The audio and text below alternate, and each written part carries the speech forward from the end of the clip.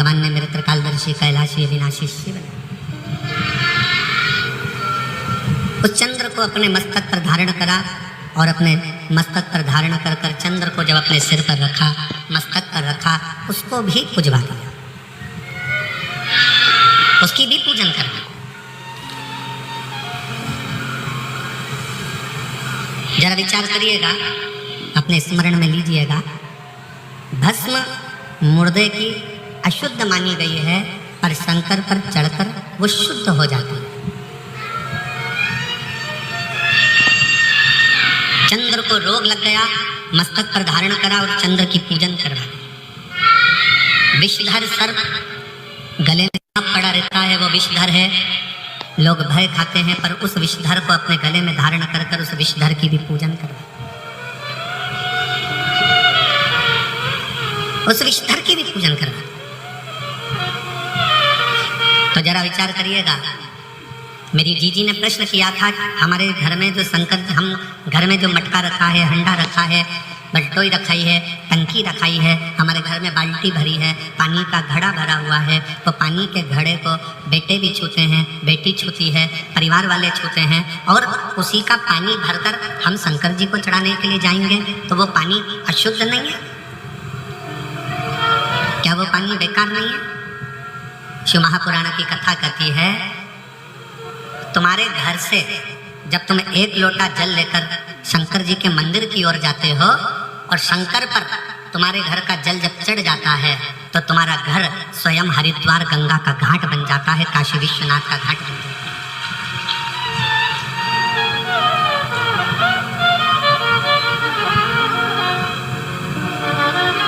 और जितनी मेरी जीजियां बैठी हैं, जितने मेरे जीजा बैठे हैं, जितनी मेरी बेटियां बैठी हैं, जितने मेरे बेटा बैठे हैं, जितनी मेरी माताएं बैठी हैं, मेरे भाई बैठे हैं, वो अपने स्मरण में ये बात रखें,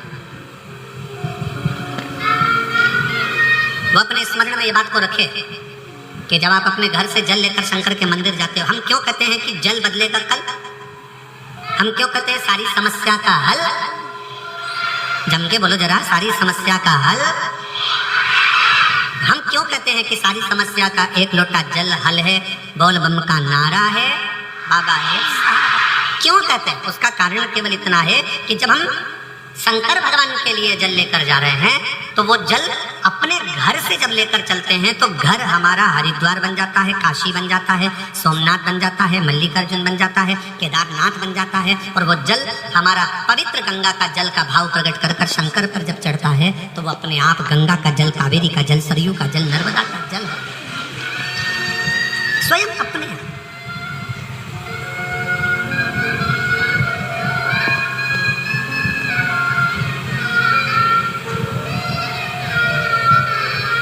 हम आपसे पूछें, उत्तर दीजिएगा, अपना तन पवित्र है क्या?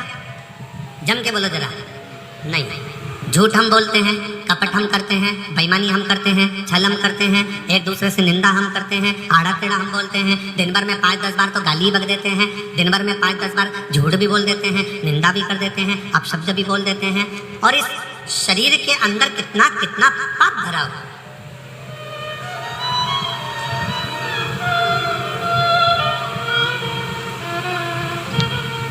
इस संसार में कोई एक ढूंढ के ला दो जिसने जिंदगी में कोई पाप ना करा।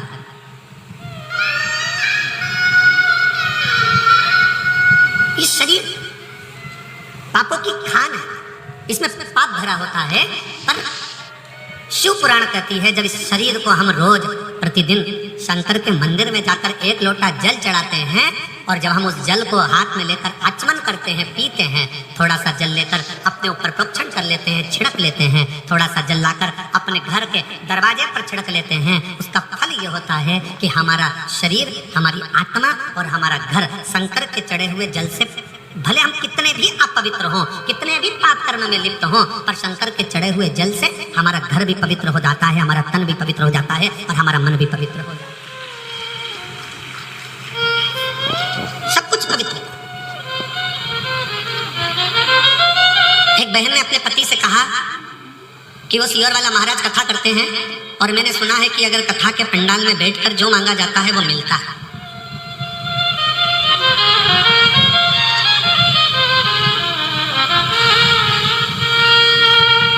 जो मांगो वो प्राप्त हो जाता है। क्या ऐसा हो सकता है? पति ने प्रश्न, फिर पति ने बोला उससे, चलो।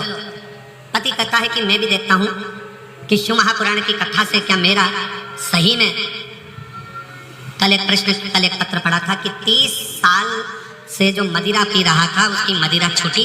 आज एक पत्र आया है, उस पत्र में उसने लिखा कि 20 से 25 साल से मेरे पति दारू पी रहे थे।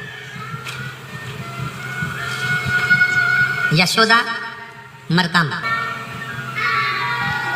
एक शिव के प्रति जागरूकता किसको कहते हैं, शिव के प्रति भरोसा किसको कहते हैं, शिव के प्रति समर्पण किसको कहते हैं, शंकर के प्रति समर्पण का भाव किसको कहते हैं? समर्पण का भाव। आप जब बाबा से दिल की बात कहते हैं, शिव महापुराण की कथा में बैठकर अपने मन का भाव, अपने हृदय का भाव जब तुम देव अधिदेव महादेव से कहते हो तो देव अधिदेव महादेव उसको स्वीकार करते, स्वीकार करते। कौन है संसार में जिसने पाप कर्म ना किया?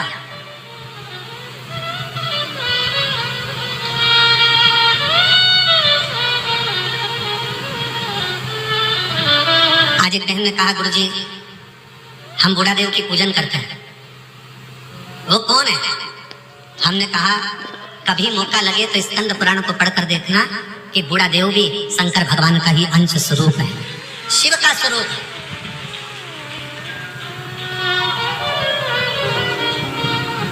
बूढ़ा देव भी भगवान शंकर का एक अंश है, बूढ़ा देव भी भगवान शंकर का एक प्रतिबिंब है।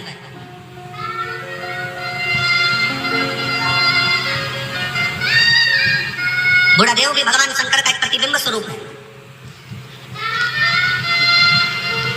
शिव की आराधना करने वाले, भगवान शंकर की भक्ति करने वाले, भगवान शंकर की भक्ति में डूबने वाले, इन सब से निवेदन है, संसार सागर में आप ये चाहते हो कि मेरा शंकर मेरी झोली खुशियों से भरे, मेरा शंकर मेरे मन की बात सुने, तो एक निवेदन है, अपने घर से जल लेकर शंकर के मंदिर तक जाओ। जिसके घर का जल शंकर के मंदिर तक रोज जाता है, उसके घर के लोग कभी नीचे की ओर नहीं जाते, उन्नति की सीढ़ी पर चढ़ते चले जाते हैं। कितने लोग बैठे हैं जिनके घर का जल रोज शंकर जी के मंदिर जाता है? जरा हाथ उठा। सब जाते हो? बहुत बहुत साधुवाद। हर हर महादेव। जाना चाहिए, प्रतिदिन।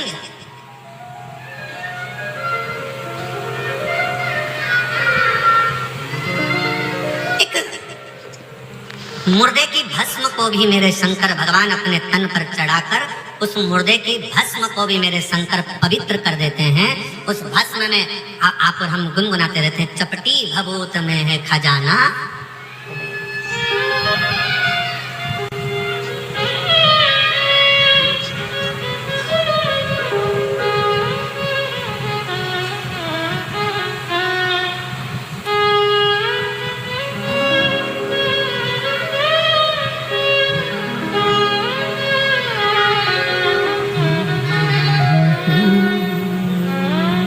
कैलाश के निवासी नमो बार बार हो, नमो बार बार हो। आयो शरण तिहारी शंभो तार तार तो। बखान क्या करूं मैं राखों के ढेर का, चपटी भभूत में खजाना कुबेर का। विचार करिएगा, चिता भस्म, मुर्दे की भस्म शंकर के शरीर से, शिव पिंडी से, शिवलिंग से छू जाती है, और शंकर की भस्म जब शिवलिंग से, शिवपिंडी से छू जाती है तो वो चिता की भस्म भी करोड़ों की हो जाती है। वो चिता की भस्म भी करोड़ों का पूंजी आनंदमय हो जाती है। बखान क्या करूं मैं राखों के ढेर का, चपटी भभूत में खजाना कुबेर का। हे गंगाधर मुक्ति द्वार ओमकार। 25 साल से दारू पीता था। बालोद की कथा सुनने के बाद वहां की मिट्टी को अपने मस्तक पर चढ़ाकर उस दिन से उसने जो दारू छोड़ी। बालोद की कथा को 1-1.5 साल हो गए और उस कथा को छोड़ने के बाद आज तक उसने दारू को हाथ नहीं लगाया। एक बार जोरदार ताली बजाओ। साधु बखान क्या करूं मैं लाखों के ढेर का, चपटी भभूत में खजाना कुबेर का। शंकर भगवान पर चढ़ी हुई चिता की भस्म, चढ़ी हुई वो मुर्दे की भस्म भी शिव उसको करोड़ों की बना देते। करोड़ों।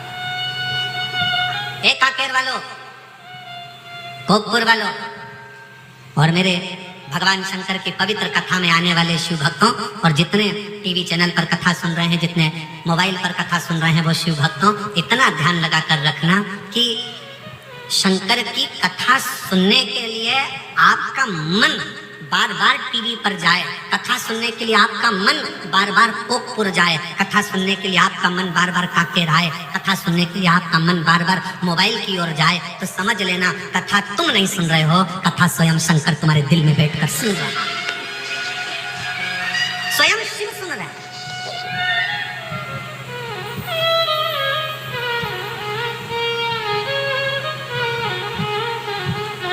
एक भील की एक कथा थी।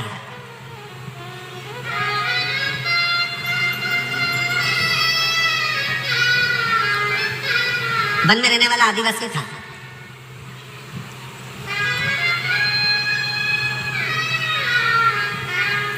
ये दुनिया के लोग कहते हैं ना, बूढ़ा देव कौन है।